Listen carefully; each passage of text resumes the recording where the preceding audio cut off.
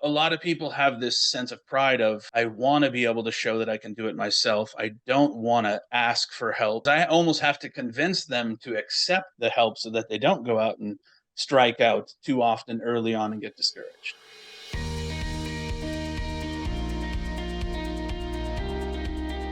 James, this week, green agents. How do we train and get them out in the field? Great topic. Yeah, absolutely. Chris Del Grande has been a friend of mine for a long time. Was one of the early, his Valued Merchant Services, one of the earliest companies to use our learning management system. And then, of course, we Uh-huh. rebranded to ISOAMP and use a statement analysis. So he and I have known each other for a long time. And so I've always been impressed by his ability to just bring in, get these agents in, filter through the ones that are going to do well, and then activate them and grow his business. So Yeah. really exciting interview. I do want to mention right off the bat with this one that, again, he's a paying client for one of my companies, but he's not a sponsor, advertiser, or anything like that. Even Mhm. though he does bring up our company at one point in the interview, I didn't Yeah, pay he for that. did. I That didn't was pay for nice that of him. plug. So, and then, then I go into the insiders talking, or I go into the questions from the field talking about, a partnership. And Chris brings this up in the interview about his partnership that he has. And so I want to talk a little bit more about the importance of finding the right partners as you Right. build and scale your business. And then Patty, I was really surprised actually by the insiders. Told me Yeah, talk the about that a little yeah, bit the more. Supreme Court just on the eve of 4th of July upended the Fed's debit cap regulation. I think it's going to be really interesting going forward. Yeah, so open up some interesting floodgates there. We'll see what happens with that Yeah, regulation we'll moving see who forward. drowns. Yeah, right. So this podcast is brought to you by Nativia. And if you don't have the Nativia professional card, which is for payments professionals, you can head over to nativia.com/professional. We'll hear from Vlad a little bit later in the episode. But if you're ready, Patty, let's dive in. Let's dive in. Hey, everybody. Patty and I are here today with my good friend, Chris Del Grande. How you doing today, Chris? Fantastic, James. I'm really glad to be here with you and Patty, finally. Yeah, I know. Yeah. It's been a long time coming. Chris and I have talked many times about this topic of activating green agents, which is really difficult, actually. And I know, Chris, you have a lot of expertise in this area. Chris is the president and founder of a company called Valued Merchant Services. And so they recruit a lot of new agents into the industry, get them active and going. But before we dive into that, Chris, I want to hear your story. I want my audience to hear it. How did you get into this crazy industry and what was kind of your journey to what you're doing today? Yeah, excellent. Well, so about 20 years ago now, or a little over 20 years ago, after having experience in car sales, mortgage sales, debt collections, whole variety of sales experience, got a call out of the blue from a good friend of mine that I had been in sales with. And he said, "Hey, I got this great new opportunity I got to tell you about. I started working for this credit card processing company right here in town. This is in Southern California at the time. Hmm. I think you'd be great at it for the same reasons I'm great at it. Man, let me take you out to lunch, tell you all about it." So I go out to lunch, listen to his story.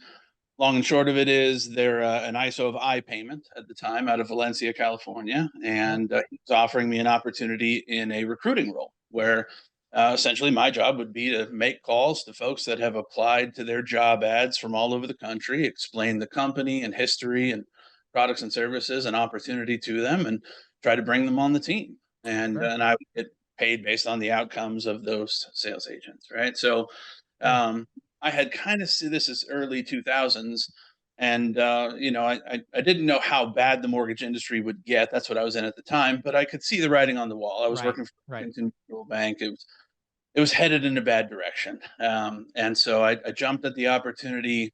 Sat down between him and their other best recruiter for a few hours, and I was hooked. I could tell this was my thing, right? Yeah. And quickly became one of their top performers.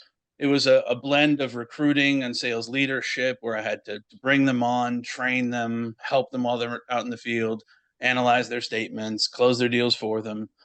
All the things that we have a whole team of people to do now, right? Right. Sure. And so soon after, I realized that this was definitely the right industry for me, but the wrong company, right? They, among, as you know, so many companies in our industry had all the wrong ideas on what was the right way to do this business, right? So they were Mhm. advantage of merchants, they were making promises they would keep, locking them into these big long-term leases, and they weren't sharing the revenue properly amongst the agent, myself, and the company. They were basically keeping all the residuals to themselves, and still very grateful for the experience there. I learned a ton. It's the reason why I'm in the industry today, so I'm still grateful to them. But I'm glad that I figured it out quickly and Yeah. And through kind of just providence, right? Like I met my future business partner in Valued Merchant Services through that opportunity. I actually recruited Sean Rupel, our CEO, and the other co-founder as a sales rep for that company just a couple of weeks into the opportunity. Mm. And we kind of figured out that the, again, industry was right, but company was wrong at about the same time. And we both went out kind of separately looking for better opportunities, and we certainly found better, but not just right. And we kind of both had the light Wow. bulb moment at the same time that if you want to do it right, you're going to do it yourself. And that's where Mm. sat down and kind of drew out what the vision was for what became Valued Merchant Services. And by then that was about 2006. So we've been in business now for 18 years, and I've loved every minute of it. It's such a great opportunity, both for us and our families, for all the folks that work with us, for all the agents that we've developed. Yeah. It's so much fun every I day. love it. I love That's a great story. Great story.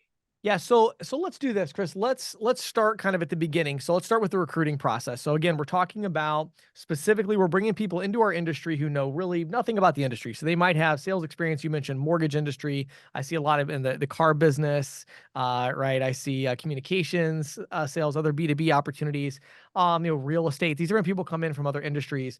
So let's start with recruiting. You do a ton of recruiting. What do you look for, or what do you do in that recruiting process to kind of identify, hey, that person might have a better chance of being successful in this business than somebody else? Excellent question. So we focus on a variety of factors, right? Do they have an understanding of our industry at all, or at least in related fields, finance, tech, banking, some of the others that you mentioned?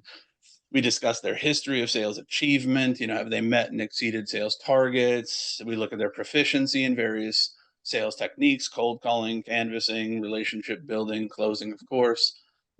Assess their ability to communicate and their skills in building and maintaining relationships, which is essential as you and Patty know, for any kind of long-term success in the industry. It's about Right. real relationships being developed.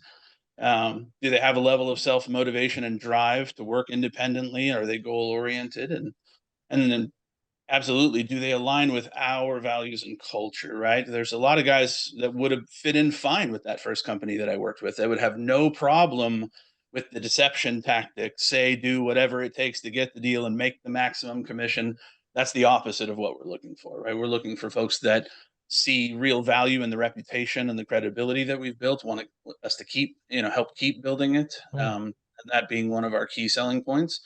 And so then are they focused on real customer satisfaction? Are they open to that kind of Mm. ongoing training and development? This industry is evolving at a very rapid pace, as you know. And so they have to be willing to learn, unlearn, relearn. Lots of salespeople have bad habits coming from other industries. And so it's those combination of things. Mm.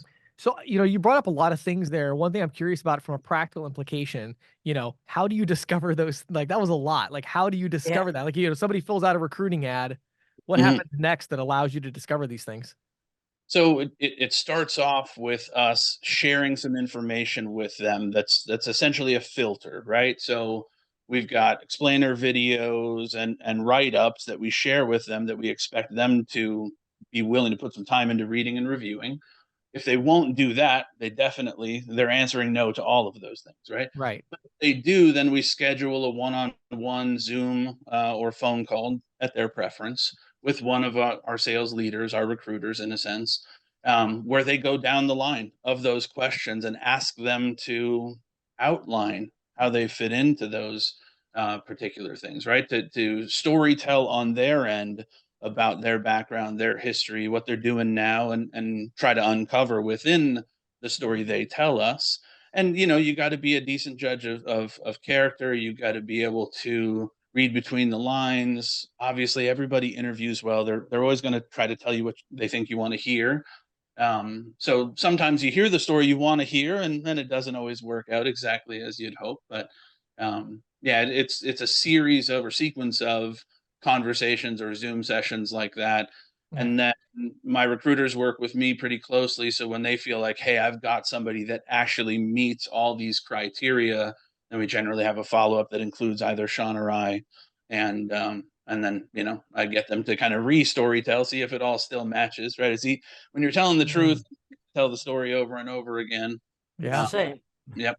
We try to be pretty picky, right? Because as much as I want to grow and want to get more people out there, want more accounts, as you know, reputation is super hard to build and very easy to destroy. And the wrong person Mm. out there can quickly make a mess of everything.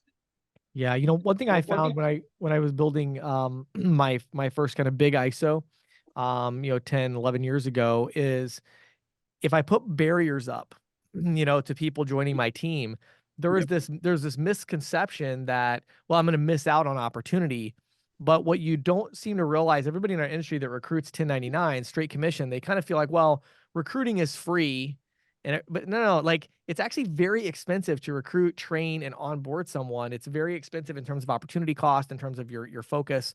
And if I put those barriers up, it didn't stop people. It actually made the best people want it even more Yeah. because they're like, oh, there's a second interview. There's an additional training I need to go through. Like, this is a legitimate position. I really want to learn more about this. And it kind of gets them highly motivated. So, all right. So Chris, so you get them kind of past that point. They pass muster on everything. And like, okay, you're going to bring them on board.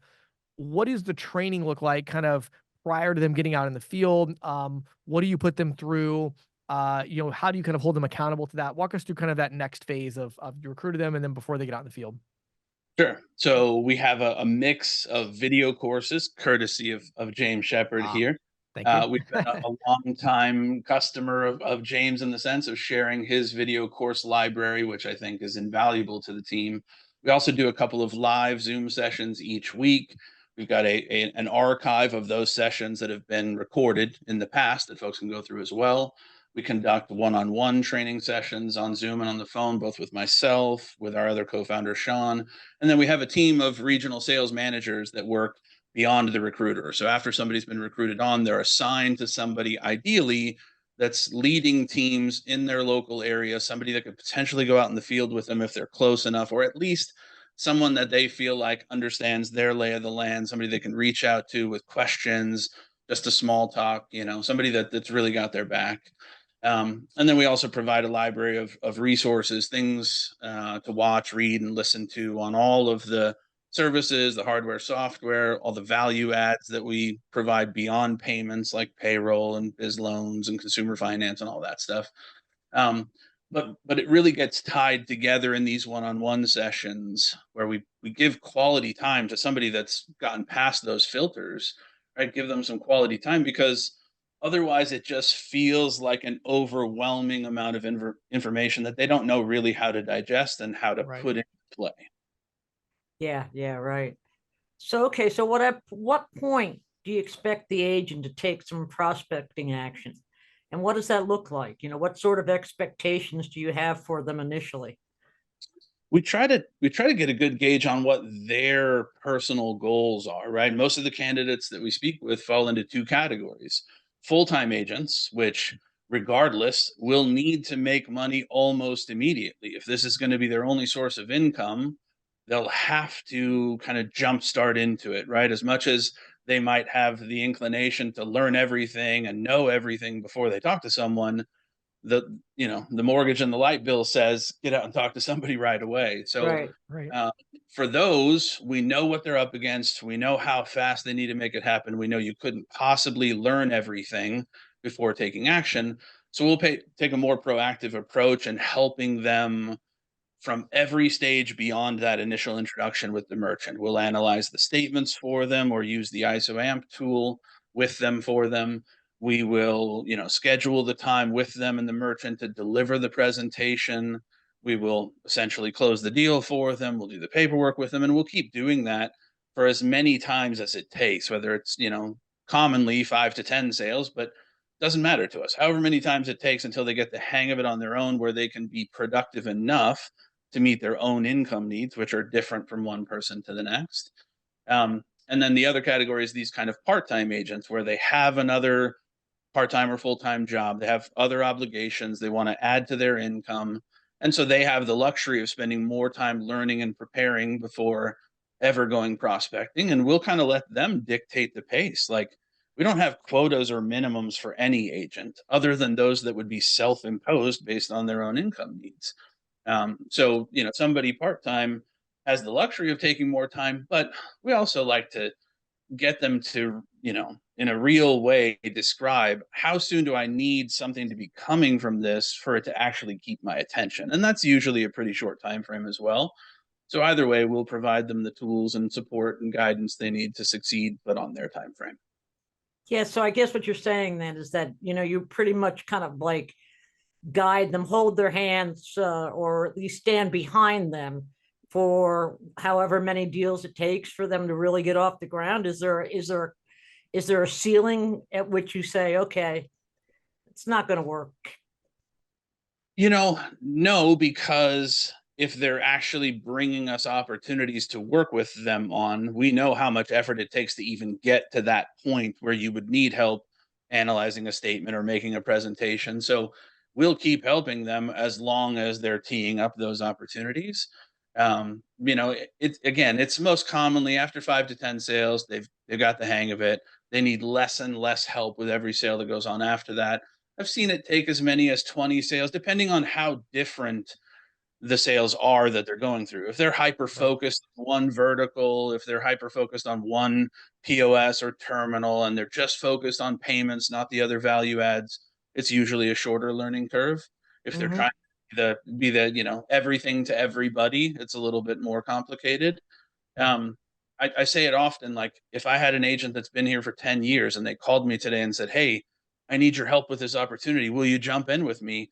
Why would I say no? Like they've Right. helped me build my business to where it is today. They deserve my time and attention still, but a lot of people have this sense of pride of, I want to be able to show that I can do it myself. I don't want to ask for help. So it's balance. I almost have to convince them to accept the help so that they don't go out and strike out too often early on and get discouraged. Yeah. Yeah, I Sure. love one of the points you made that I think is so true.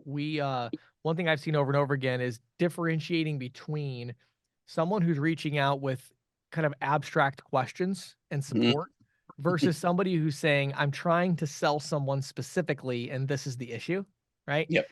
I love what you said about that because it's kind of like where I always would kind of draw the line is like, well, you've been with us now for 4 or 5 weeks. You've watched a lot of videos. You keep reaching out and asking all these questions about how does this terminal work or which point of sale system would you use in this situation? And it's like, well, tell me about the merchant you're talking to. Oh, well, I didn't talk to anybody yet. Well, Right. go get me a live prospect because what they're going to find is number one, they're not going to learn anything until it's not really going to sink in, right? Until they like have a deal, in my opinion. Yep. And the other thing is too, a lot of the questions they're going to ask are just nonsense questions where you're like, you don't need to know this. Like, there's no way that a merchant asked you this question, like just go, you know what I mean? They'll reach out and say, I really need to understand what a network access brand usage fee is. I just don't understand that. And I'm like, what merchant asked you No that? merchant knows what that is either. You And know? that's it's so common though that they think they need to know Right. that kind of depth of knowledge. And Right. I'm constantly having to remind them, look, even if you learned everything that I've learned in 20 years, you would quickly find out that the merchant doesn't even know what they don't know and doesn't care to know Right. as much as you're expecting them, right? Like even the ones that are interested, they want you to get to the point quickly. They're Right. focused on just a few key elements. They don't want long, drawn out explanations. So all that Yeah. preparation would likely be for naught, but you're so right in that there is a clear difference between the agent that wants to spend a lot of time while they're at home behind their computer watching videos, writing notes, asking questions in that way versus agents that are like calling you from in front of a merchant or calling you at the Right. end of the day of going to see merchants. Right. Spent the day in the field. I don't care if it's day 1,000. Call me. Let's talk about it. Right. If you said if it's 5 weeks and we've talked for an hour each time, 6 different times, and the whole time you've been at home and you haven't gone to see anybody yet, it's not that I don't want to help you, but you have to be willing to help yourself, right? You have to want to go do what's Right. next. And it comes back to the initial, conversations that we have before we even recruit them. How soon do you need to be earning for Mm, this to make sense? yeah. Their answer, I'm not sure or kind of whenever, then we know they're going to be one of those people that's just investigating, just theorizing, thinking rather than acting. Yeah. Where if they're like, oh yeah, if I don't make money in 10 days, my wife, my husband, they're going to make me go get another job. I'm not going to be able to do this. Then it's like, okay, well then we can use that to have them say, well, then I know I need to take action, right? Right. Mhm. Yep, absolutely. So, okay, so let's switch gears a little bit here. So we now have gotten them activated, they've got their first, 10, 20, 30 deals. And, now we have the second problem, which is that there's like this entire industry now that's gotten to where they're not good at doing this, right? They're not good at bringing green agents in, but they're very good at stealing existing agents from other people and paying them a higher split, right? Sure. So what do you do to lock in your top producers that you've put all this time and effort into to make sure that they're going to stick around for the long haul? So key. Great. The best question so far.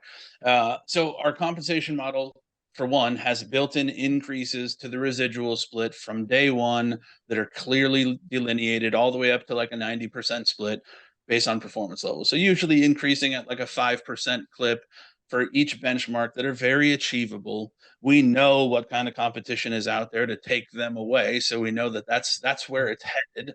Might as well outline that clearly from day one.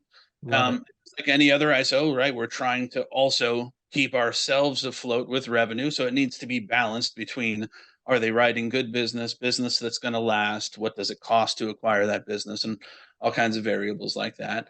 But we'll sponsor them for things like joining their local chamber and other networking groups, pay for them to attend trade shows and events, get them really acclimated to our brand, providing them gear and all kinds of things like that, helping them customize marketing and advertising that's kind of personalized to what they want to do. We'll spend on that. We've been hard at work trying to build a preset appointment setting team to try to give them some well qualified opportunities, both from folks that are making outbound calls ahead of them, but also through leads that come in through our site, through our social media. We don't charge them for those leads. We're paying if we're bringing on Right. appointments that we're paying on top of to get those.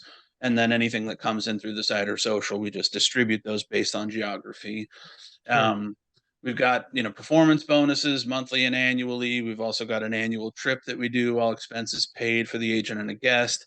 It requires a pretty low benchmark, about one sale a week for the 45 weeks or so that are productive in the year. If you can average that, then pack your bags, meet at your local regional airport. We'll pick you and your guest up. You don't need to bring anything but yourself and your bags. 5 days, someplace nice, warm, and tropical in December, and Yeah. and then for the long term, like beyond I was great in year 1 or 2. For the long term, those bonuses get extended. A little easier to hit, a little bit higher reward, because great agents that produce a big book of business, pretty soon they don't need to go out and write more Right. business.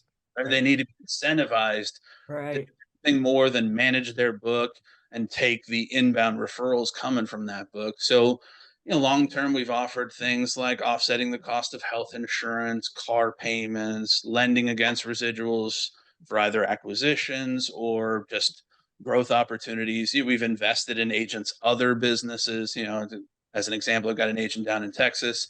He's really into the cigar business. We helped him, lent him the money to buy a physical retail store, and then invested in him opening like a cigar kind of lounge where they smoke their cigars and watch the football game and have a drink or whatever. So these Yeah. agents, other dreams, other ideas besides just going out and writing merchant accounts. So it's Yeah. getting to a deep enough relationship with them where what matters to them, and so then it's not just the one size fits all. What would we do for anybody, but what would we do for you? Right. Right. Right. The two things that really stood out to me from that, Chris, which I love, is the first thing is I love this proactive approach to this, because this is where a lot of people will make a mistake. They'll bring a sub agent on and they'll rightfully pay them, whatever, 30%, 50%, whatever, because it's like, hey, you're brand new. We're providing you all this help and support. And then Sure. they leave that agent wide open to where when that agent all of a sudden sees the ad from the super ISO for 80% split, they're like, what? I'm getting ripped off. Instead, in your case, you're proactively saying, hey, yeah, there are these opportunities to make a lot more, money in our industry, and they're going to come with time. And here's your path to get there. I think that's key. The other thing is that, personal relationship, and, most people that I know, and I'm sure you've seen this as well, Chris, is like most ISOs that want to bring in green agents, it's kind of like to throw them against the wall and see if they stick. Yeah. Right. And it's like, I can save you time. They're not going to stick. Like, Yeah. It Not many doesn't of work. them stick. Yep. Right. Sure. It's it just doesn't work, long term because you have to build a personal relationship and you have to be willing to go outside. And you obviously have gone way outside the box of some of these people to build that relationship and add a lot of value, which I think is fantastic. Yeah, I So really like that you're going way outside the box and investing in them outside of the actual ISO, the merchant sales, the health insurance. I mean, investing in their health insurance, that has to be a big deal for some people, or investing in outside businesses. I mean, I can see that can be a really big deal. You're not going to see a lot of that in a lot of places. yeah. Yeah, certainly, we've got a number of agents that have come from other companies to us, right? And they're constantly reminding me the ISOs I've worked for never did this, wouldn't do that, wouldn't dream of this or that. And so we know what's working. We start, even the green agent, we start off at a higher split than most of the situations out there. Generally, we're like 50% of our actual revenue stream on everything. Like, we don't pad the schedule A, we don't pad interchange, we don't, re-bucket the interchange categories for, tiered rates, which don't exist much anymore. But we don't like play any of the games that you see everywhere else. Like, I'm happy to share like the master reporting level detail from TSYS, or what's global now, from Fiserv, from whatever platform we're boarding to, so that they know there isn't a place where I'm making a penny that they're not getting their split of. Like, Yeah. there are no games. Like, if they're selling equipment, I don't mark up the equipment more than what we pay for it, and I let them keep all of the markup that they might add to it, not just their split. So my only revenue streams are our split of the real residuals, which, again, I feel like we're focused on making sure that they feel like they're getting more than a fair share based on their activity level. And I'm also open enough that if they think that that's not true, then I've invited them to come talk to me about it. Like, I'm Right. I'm Right. not, you can't make all the money you've ever dreamed off of one merchant or one agent anyways. So just Right. make them happy, make them want to stick, make them advocates for your brand.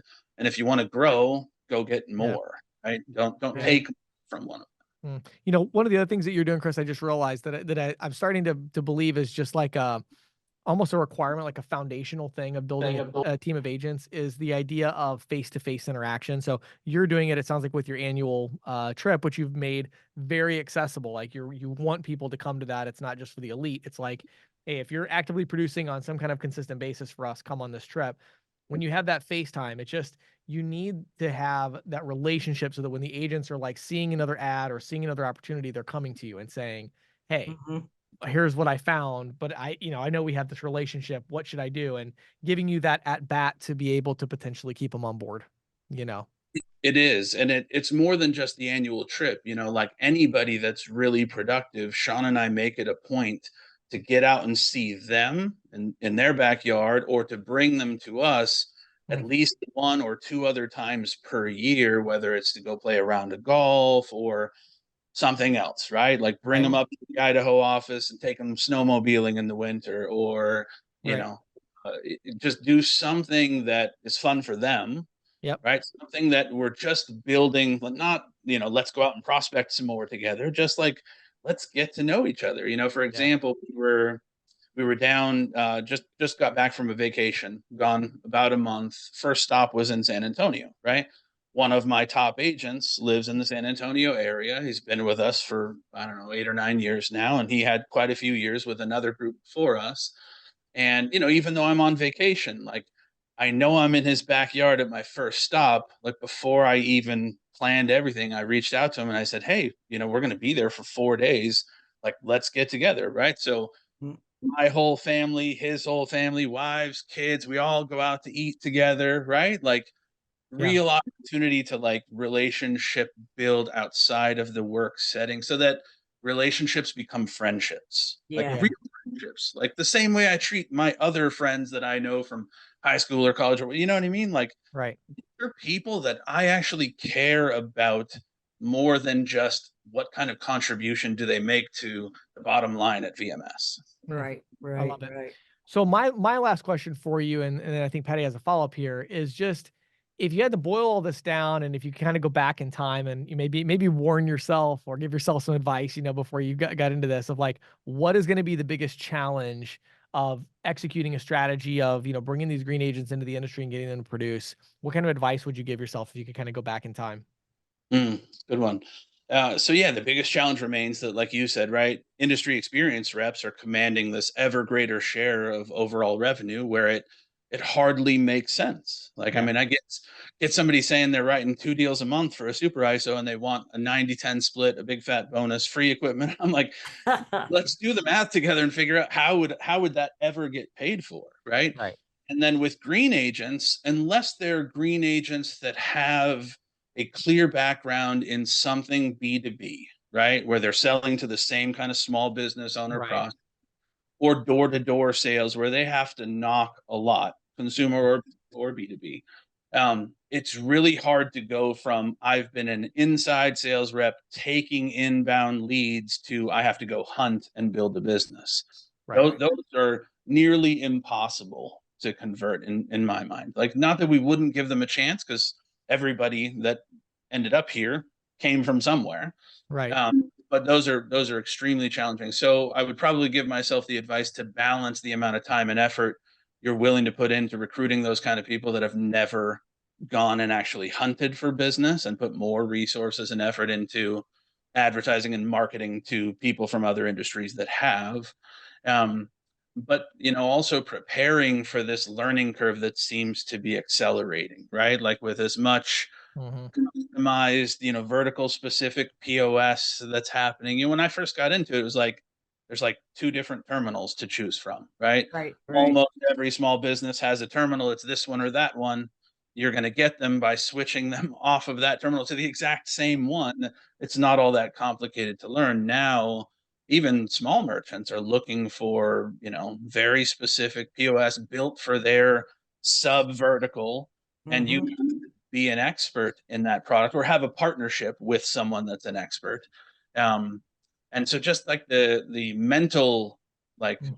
valuation of what it's going to be like to learn all that is more and more challenging with green agents. So I think a better focus on where these green agents are being recruited from techier backgrounds, right, will help. And that's kind of an adjustment we've been making. Like you said, there's a lot of ISOs in the industry that are just like, well, recruit them all, throw them all against the wall, see what sticks. And there's only 24 hours in the day. Like, you can only give real time and attention to so many people. Right. Even a really tight calendar, you book them every 15 to 30 minutes. Like, how many people can you really spend time with each day? So, Yeah, um, yeah. That's really good. So where would you send people that, want to connect with you and learn more about the company, how they might be able to work with you? Um, where would you send them? So of course you could just go to valuedmerchants.com, click on the careers tab and see what's available at any given time. You could email onboarding@valuedmerchants.com. Those are kind of the canned answers, but honestly, you could just text me 208-243-0818. Have a conversation with me to start, right? I'll send you all the things to read, watch, and listen to evaluate who we are as an organization, to learn a little bit about what this whole thing looks like. Then I'll have you, go through the standard process of a Zoom or a phone call with one of my recruiters and a follow up with me. And if you're a good fit, we'd love to have you on the team. And if not, no hard feelings, right? Not everybody's an ideal fit. I Right. certainly think that what our brand brings to the marketplace is deserved by more merchants and more agents. And for that reason, we want to continue to grow. Love it. Chris, thank you so much for taking time out of your busy schedule to talk with us today. And I know a lot of our audience has gotten a lot of insights out of all this. I really appreciate you taking time to share it with us. Yeah, glad we finally did it, man. Have a great day, Patty. Very nice to finally meet you. I've loved you on the other podcast episodes I've watched. So you guys have a fantastic day. Hey, great meeting you. Really great stuff, Chris. Thanks a bunch. So, Vlad, in this special little segment today, we want to talk about, I know, this recent capital raise. And of course, we kind of alluded to it in a previous episode where we were talking about raising capital, but maybe give everybody kind of the 30-second version of that. And then I have a couple of questions for you.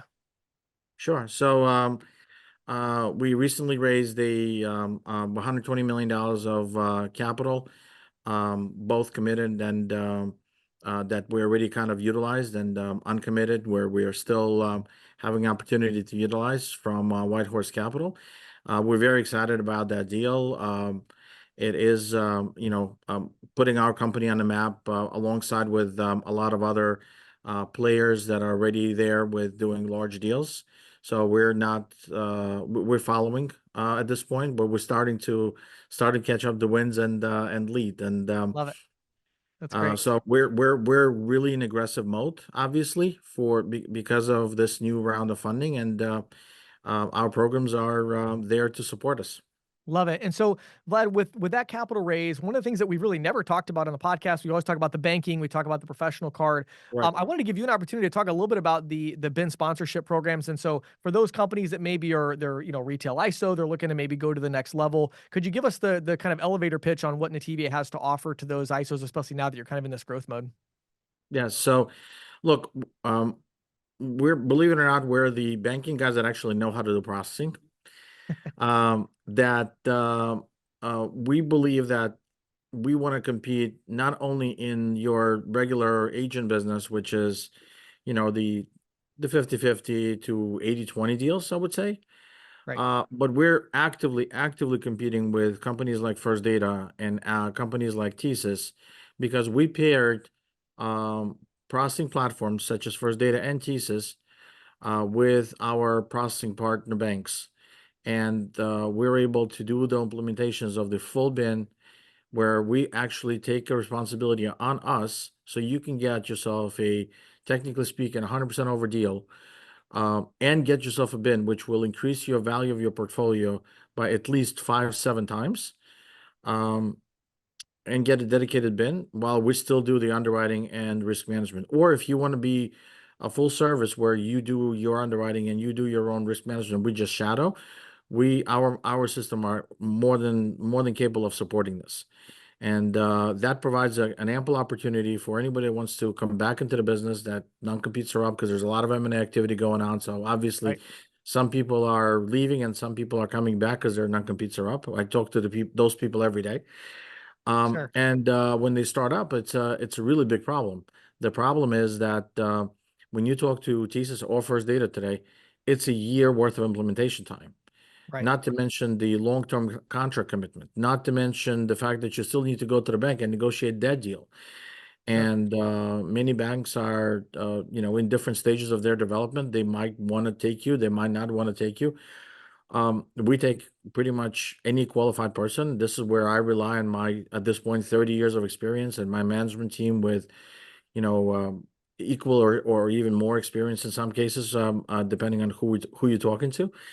And we're able to get BINs up and running really quickly because we have this ISO in the box program that we actually been working with for many, many years at this point. But now it's getting a lot of traction due to the fact that people that want to come back into the business having a big hurdle. Yeah. And our systems are capable of handling it. Love it. Yeah. So, obviously I've been working closely with Nativia for a long time, and I love the systems that they have built out. And again, 100% over, on these BIN deals is pretty cool. So with that growth capital, Vlad, I just want to give you that opportunity to really talk about that. And so if you're out there, you're listening to the podcast and you're, kind of navigating the future of your ISO, you're talking about getting back into the business and you're looking to really grow something significant, substantial, reach out to Vlad, reach out to Nativia, learn more about that. And of course, you can find Vlad on LinkedIn as well, or just reach out to nativia.com. So thank you, Vlad, for jumping on today and sharing that with us. So Patty, haven't done a questions from the field in a little while. Next week, we're going to be back with Rich Norton and doing some clips there. But I want to talk today about business partnership because I've talked about it before in the past. And then I just was thinking about it again as Chris was talking. And, it's so interesting. I've been doing business with Chris for a long time. Never have I met or spoken with his business partner that he mentioned. He has also never met or spoken with my business partner, Jack Christensen, right? Right. And Who then I've only met once, but I did meet. You did. That's right. You did meet. And so, and then when you look at the broader kind of, entrepreneurial space, it's just so interesting to me how little this topic gets discussed. When you actually look at the companies where there's been a lot of success, right? The odds are there was a partner. I mean, Jeff Bezos is probably one of the only ones I can think of that doesn't fit that description. even when you think about, Although his parents were kind of his partners, weren't they? well, I get not not operationally, but yeah, I guess, Right, right? but you know what I mean. Right, right. But even like Elon Musk, you know, who everybody knows, his I can't remember her name. Is it Shotwell? There's a lady that does operations for him with Right, right, right. SpaceX, and Yeah. you know, and it's like, you know, there's just, when you look across the board, you know, Google co-founders, you know, just when you look at these businesses, so many of them have co-founders, and in our industry in particular, um, it's actually so rare for me to find somebody who's achieved a real high level of success without really strong partners. Now, partners can come in multiple ways. One way, of course, the most common way would be that you found the business with somebody else and that the two of you share equity in that business. I don't ever recommend 50-50 partnerships. I think ultimately somebody needs to be able to have that tie-breaking decision. But, you know, you can have that type of a partnership, and I think that's what most people kind of think of when they think of it that way. But there's Sure, also sure. situations where maybe you're a little further along in your career. You don't need somebody to come in and kind of join with you on the equity side, but you're able to go and hire people who make, you know, 150, 200, 300, $400,000 a year, who are really highly skilled in areas where you need some help. And they would consider themselves more a partner. Maybe you give them some stock options or some kind of profit sharing. So to me, a partner, though, is somebody who, number one, is going to offset your weaknesses, and they're going to add strengths that you really need. Usually there's a pretty obvious kind of dichotomy between the thinker and the idea person, and then the Mhm. operational detail oriented execution person. I'm the idea person in our operation, and then I have several people who are much more detail oriented, my business partner being one of them. He also offsets me that I'm like one of the most optimistic people you'll meet. Uh-huh. He is one of the most pessimistic people that you'll meet. So you know, he's really good. He always says that my job is to find buried treasure, and his job is to find buried landmines. So that's how we do. And he listens to the podcast every week, so he'll get a kick out of that. But you know, it's that idea of, you know, you need somebody who's executing and detail oriented. Now, in my case, I also have people who are partners of mine. I think about John Shirey on my team, which a lot of people would know John, and he really helped me build up ISO AMP. And there's Right. many others I can name on my team that have done this. Where they get some kind of profit sharing, you know, they get some kind of incentive based compensation, which is to me a key for a partner. You know, they're not really a partner if they're not incentivized by success. Sure. But you know, you find these people, you bring them on board, and then you work with them and you value their opinion, right? You talk to them and like understand they have a valid opinion. When I was younger, I would make the mistake over and over again of devaluing the opinion of those who disagree with me. Yeah, well, Um, that comes with age, doesn't it? I it does, mean, because you realize how often you're wrong. You right? know, you make enough mistakes and you're just like, man, you know, I don't think I want to make those mistakes again. I think about my wife, Christina. She is my business partner in terms of making decisions about people. So Right. when I'm going to hire somebody or have to fire somebody or whatever, I always go to Christina first. Mhm. And many times, well, early in our marriage, she would say things, oh, I don't know about that person. And I would hire them anyway. You know, I would Mhm. always regret it, always, you know. And so now I've gotten to the point where when Christina's like, I have a bad feeling about that person, or you know what, you know, that person's not working out. You know, she can just tell and she gets that sense. And then it's like, I really value that very highly. Sure. Right. And so that what I would say is, for those of you that are out there right now and you're like, I really want to scale and grow my business, who is your partner in that effort? In other words, who are you working with on a daily basis? And Mhm. that person is someone whose opinion you value. They're incentivized by your success. If nobody fits that description, odds are that is probably one of the biggest things holding you back from achieving your actual goals and dreams for your business. Yeah, that's great advice, James. Thank you. Well, James, in case you missed it, the Supreme Court has dealt a blow to the card brands and card issuers, ruling that a merchant can sue the Fed over debit interchange rules, even though it wasn't even open for business until years after the debit caps were put in place. Hmm. Wow. It blew my mind when I read this ruling. You know, technically the ruling was against the Fed, but it's over interchange. So, you know, go Yeah. figure. You know, the statute of limitation on lawsuits involving damages related to federal regulations is generally 6 years.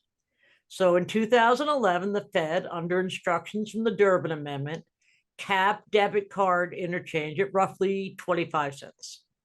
And recently, the Fed announced plans to lower that cap even further by about 30%. Now, in 2014, a group of merchants sued the Fed, arguing the cap was too high.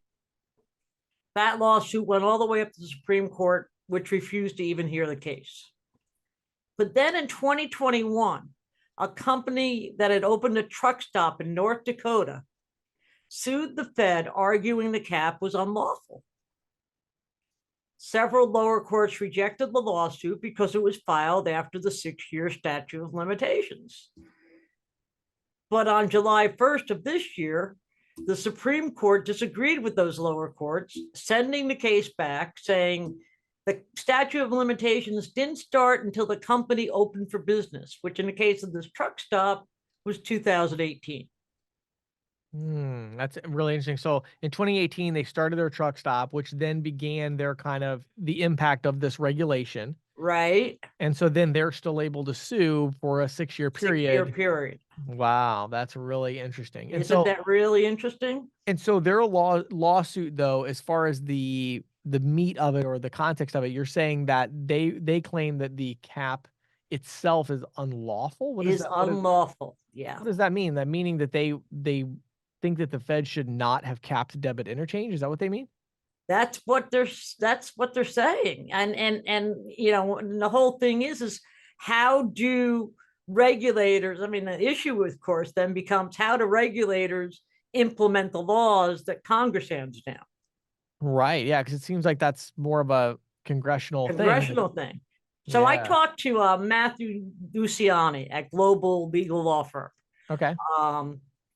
Who's our friend there? He was on James vacation. Huber. Yeah, Right. right. Huber. He told me, hey, I'm on vacation. Talk to Matthew.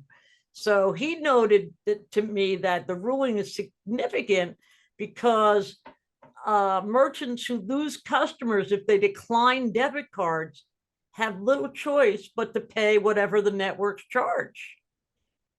That's basically what the Supreme Court was saying. Huh.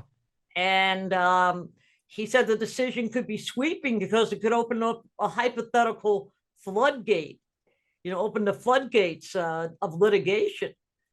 This was also a point that was raised in the dissenting opinion that was penned by the 3 Supreme Court justices who voted against the ruling.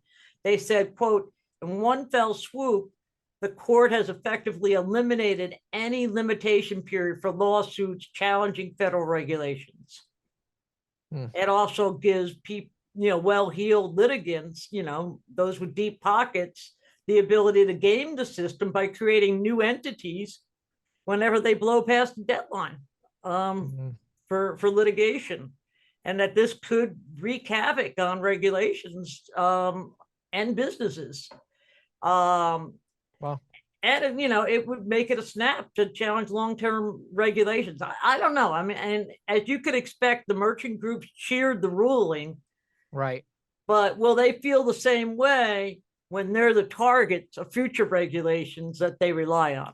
That's my question. Huh.